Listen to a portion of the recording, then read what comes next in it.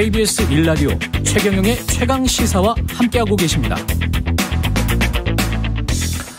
네, 어제 더불어민주당 이재명 대선 후보의 선거대책위원회가 출범했는데요. 공동선대위원장만 12명의 당 소속 의원 전원이 합류한 메모드급 선대위라고 합니다. 공동선대위원장의 이름을 올리신 이상민 의원님 연결되어 있습니다. 안녕하세요. 네, 안녕하세요. 예, 선대위 출범식에는 갔다 오셨죠? 네, 그렇습니다. 분위기는 어땠습니까? 예, 방역 관계 때문에 완전히 그 당원들 또 지지자들이 그 모이는 데는 한계가 있었고요. 예. 통제된 가운데서 일정 부분 그 더불어민주당 소속 의원들 또 당직자 일부 이렇게 해서 하여튼 좀 나름 진지하고 또 열띤 분위기였다라고 생각됩니다. 선대위 명칭이 대전환이고 공동선대위원장이 이름을 올린 사람들만 12명이고 이낙연 전 대표가 지지연설을 했는데 민주당이 더 겸손해져야 된다. 이재명 후보가 민주당이다. 이렇게 말을 했어요. 네. 이거는 많은 함의가 있는 것 같습니다. 네. 글쎄요. 저는 당연한 말씀을 했다고 생각되고요. 특히 이제 더불어민주당이 그동안 지적받았던 부분 중에 오만하다, 또 내로남불이다, 이런 부분들이 비판이 있었던 거를 좀 더 내부 성찰을 더 치열하게 하고 또 겸손한 자세를 가져야 되는 건 기본적으로 국민에 대해서 당연히 해야 될 예의고 덕목이라고 생각합니다. 예. 그거를 더 강조한 점에서 저도 같은 생각입니다. 근데 공동선대위원장이 이제 12명이면 우리가 어떤 책임과 직무를 줄 때 누구를 딱 지정해서 하는 게 가장 효율적이다 이런 말을 하잖아요. 근데 네네. 12명이면 어떻게 역할 배분을 하게 되는 건가요? 이제 오늘 첫 회의를 9시에 열거든요. 예. 거기서 이제 각각 맡은 역할이라든가 또는 그 선대위의 위원장 회의를 어떻게 꾸려갈 것이냐, 이런 것들을 논의할 텐데요. 예. 예를 보면 그 숫자가 정해진 건 없습니다. 필요에 따라서 더 늘릴 수도 있고 또 앞으로 외부 저희 당 소속의 의원이 아닌 그 외부 인사들 중에서도 또 필요에 따라서 그 공동선대위원장으로 또 모실 수도 있는 거니까요. 예. 그거는 그때마다 신축적으로 할 수 있는 것이고 충분히 그리고 여기가 무슨 부대 조직이 아니고요. 그렇죠. 회의체고 예. 대강을 정하는 그런 회의체이기 때문에 또 상근위원장이 또 공동위원장이 있고 그러니까 예. 큰 문제는 없으리라고 생각합니다. 이게 혹시 자리를 가지고 기존에 이제 후보들이 여러 명 있었는데 이재명 후보 쪽 인사들이 요직을 차지해서 불만이다 이런 목소리도 혹시 있습니까? 근데 저는 그게 요직이다라고 하고 또 자리 가지고 얘기하는 게 좀 우습다고 생각되는 게 예. 이게 지금 불과 한 4개월짜리 자리거든요. 그렇죠. 그리고 네. 자기 부귀영화 누리는 자리가 아닙니다. 이재명 후보 선거 당선을 위해서 네. 다 도와주고 그렇게 힘을 보태는 자리이고 물론 그것이 더불어민주당을 위하는 길이고 또 저희들은 또 국민을 위하는 길이다 이렇게 해서 하는 일이 있는 건데 예. 이게 그러기 때문에 잔다툼을 한다고 하는 것은 전혀 그런 거는 없고요. 예. 요직이라는 것도 어떤 게 요직이겠습니까? 다 자기 하기 나름이죠. 예. 네. 서른 의원 같은 경우는 공동선대위원장으로 합류한 게 어떻게 보면 상징성이 있습니다. 왜냐하면 막판까지 굉장히 좀 불화 비슷한 게 있었잖아요. 그렇죠. 예. 네네.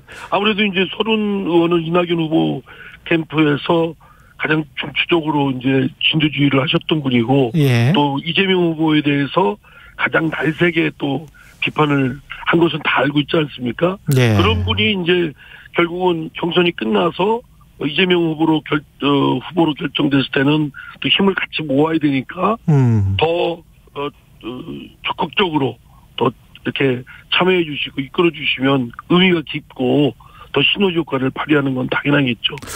국회의원들 같은 경우도 일지역, 그러니까 하나의 지역을 받고 일직능 다 담당제를 시행할 예정이다. 이렇게 되면 이제 각자 책임을 확실히 주겠다라는 이야기네요.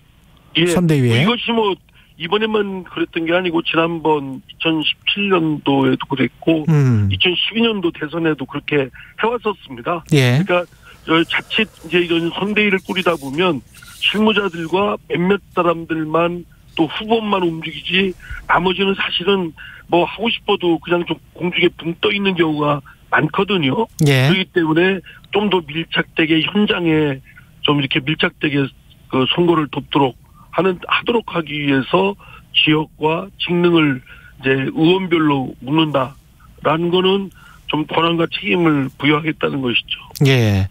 선대위 명칭도 대전환이고 1호 공약으로 성장 회복을 목표로 한 전환적 공정성장 이렇게 내세운 걸 보니까 이게 제가 읽기로는 제 독보부로는 두 가지네요. 하나는 시대전환, 하나는 성장, 또 하나 굳이 추가하자면 공정 뭐 이렇게 되는 겁니까? 예. 예. 전환이라 이게 성장이라는 부분은 우리 민주당에서 뭐 새로운 것은 아닙니다. 예. 그동안 이제 우리 민주당이 성장보다는 분배 또 이런 쪽에 더 방점을 두고 있다라고 했지만 사실은 분배를 하려면 성장도 같이 가야 되는 두 바퀴이거든요. 예. 그리고 또 지난 문재인 정부에서도 뭐 여러 가지 비판받은 부분도 있지만 어쨌든 성장에 대한 부분을 하고자 했던 것은 맞고요. 그런데 이제 그것이 많은 결실을 이루지 못한 부분이 있기 때문에 이재명 후보로서는 다음 정부의 키워드는 성장에 더 방점을 두겠다. 예. 다만 여기에는 그냥 뭐 불법과 탈법이 날뛰는 그런 성장이 아니고 그 공정을 바탕으로 한 제대로 된 그런 알찬 성장을 이뤄내겠다. 이런 아젠다를 제시한 것이죠. 예. 그리고 이제 여기 성장에는 그냥 양적인 성장만 하는 것이 아니고 질적인 성장, 또 국민 모두에게 도움이 되고 이롭고 또 소외되는 계층이 없는 그런 성장, 이런 거를 지향한다는 좀 더 한 단계 업그레이드된 성장을 지향하는 것이죠. 예.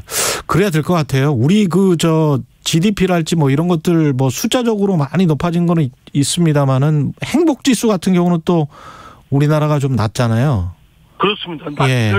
대한민국은 엄청나게 중견국가로 성장할 정도로 외부에서는 이제 부자 나라로 알려져 있을 정도이거든요. 예. 그런데 거기에 살고 있는 국민들은 행복하지 않아요. 오징어 게임에 나오는 그런 분들이 또 있는 것도 사실이고, 예. 또 노인 빈곤율도 OECD 국가 중에서 제일 높고, 또 하여튼 뭐 등등 뭐 이런 것들은 결국 빛과 그림자가 극명하게 있는 부분이기 때문에 네. 나라 발전을 시키되 그 있는 국민들이 좀 더 행복한 그런 질적인 성장을 해야 된다라는 쪽에 더 방점을 둬야 된다고 생각합니다. 예. 근데 이제 지난 5년 동안에 국민들이 이제 가장 상대적 박탈감을 느끼고 행복하지 않다라고 느낀 건 그 부동산 문제가 가장 크거든요. 이 부동산 문제에 관해서 이제 사과는 하셨는데 앞으로 이게 어떻게 해야 될까요? 민주당은 지금 어떤 생각을 하고 있습니까? 법을 만들어서 어떻게 해봐야 되겠다 이런 확실한 의지가 있는 건가요? 물론이죠. 그 문재인 정부에서도 물론 이제 부동산 문제를 어떻게든 잡겠다. 그리고 서민들의 주거 안정을 기하겠다. 뭐 이렇게 한 거는 맞지만 결국은 성과로서는 이뤄내지 못하고 오히려 국민들께 많은 어려움을 준 것도 사실 아니겠습니까? 예. 그래서 문재인 대통령도 국민들께 죄송하다는 말씀을 했고, 또 뭐 이건 누가 봐도 저 민주당 소속인 저 자신도 하여튼 그거는 문재인 정부 또 민주당으로서는 큰 과오인 건 틀림없으니까 다음 정부에서는 부동산 문제가 무엇보다도 이를 시정하고 전환해야 되는 최대 아젠다인 건 틀림없습니다. 그래서 부동산 투기 이로 인한 불로소득은 송두리째 다 국민들 몫으로 환류를 시켜야 될 것이고, 예. 반면에 서민들의 주거 안정은 확실히 이루어질 수 있도록, 특히 1인 가구나 뭐 다가구가 늘어진 그런 시대적 현황에 맞춰서 주거 공급을 좀 획기적으로 하겠다. 이런 양측의 측면을 어제 이재명 후보도 강조를 한 것으로 알고 있습니다. 지금 뭐 이 음식점 총량제에 대한 고민, 주 4일제 근무제, 전국민 재난지원금 지급 뭐 이런 논쟁적인 이슈를 지금 이재명 후보가 계속 던지고 있는데 이것과 관련해서는 당에서는 어떻게 보고 계십니까? 이게 전환적 성장, 공정 성장과 맞닿아 있는 그 어떤 정책 제안들이다 이렇게 보세요? 저는 이재명 후보가 이거를 뭐 공약으로 내걸었다기보다는 공약을 내걸려면 이재명 후보가 혼자 이렇게 뭐 아이디어 내가지고 낼 수 있는 거는 아니거든요. 그렇죠. 민주당 후보니까 민주당 내에서 공식적인 절차를 거쳐서 수렴해가지고 내놔야 되는데 그 뭐 주 4일 근무제라든가 또는 그 음식점 총량제 뭐 이런 것들은 그냥 하나의 의제를 던진 그 차원입니다. 뭐 이런 어쨌든 음식점이 지금 우리나라 사회에서는 엄청나게 공급 과잉돼 있고 이로 인한 여러 가지 부작용이 많기 때문에 그 부분을 어떻게 조절을 해낼 것이냐라는 것이 이거를 뭐 억지로 자기적으로 구조조정할 수 있는 건 아니니까요.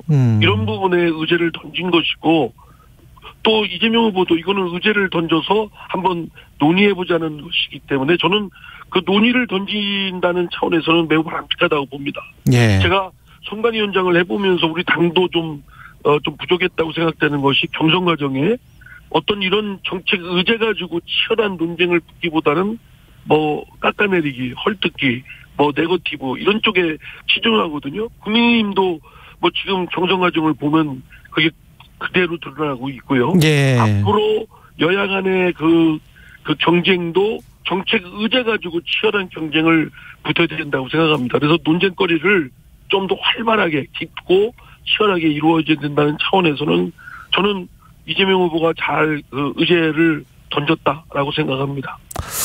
그 최근에 마지막으로 방송인 김호준 씨가 자신의 이제 유튜브 채널에서 그렇게 말하기는 했는데 사실상 공식적으로 이제 이재명 후보를 지지를 했잖아요. 당신들이 좀 도와줘야 된다. 혼자서 여기까지 왔다. 이 발언에 관해서는 어떻게 생각하십니까? 글쎄 이게 본인이 도와주려고 하지만 도와주는 게 진짜 결과로 도움이 되면 좋은데 제 생각은 별 도움이 안 될 것 같아요. 물론 이제 김호준 씨를 좋아하는 분들은 뭐 이렇게 박수 보내고 하겠지만 우리는 중도층의 마음을 더 많이 받아서 국민으로부터 절대적 지지를 이끌어내야 되는데 김호준 씨는 좀 그런 측면에서는 좀 아니잖아요. 어쨌든 뭐 저희 쪽에 편향됐다고 하는데 그 편향됐다는 것이 결과적으로 별로 저는 도움이 안 된다고 생각합니다. 그래서 방송인은 방송에 열심히 하시면 되는 일이고 또 선거를 위해서 국민의 마음을 잡는 건 우리 더불어민주당 사람들이 해야 될 일이기 때문에 더불어민주당이 해야 될 일을 방송인이 막 이렇게 나서서 하면 우리 할 일도 없어지고 알겠습니다. 가능하면 좀 자중해 주셨으면 좋겠습니다. 서로의 일에 충실하자. 더불어민주당 선관위 공동선대위원장 이상민 의원이었습니다. 고맙습니다. 네, 감사합니다. KBS 1라디오 최경영의 최강시사 1부는 여기까지입니다.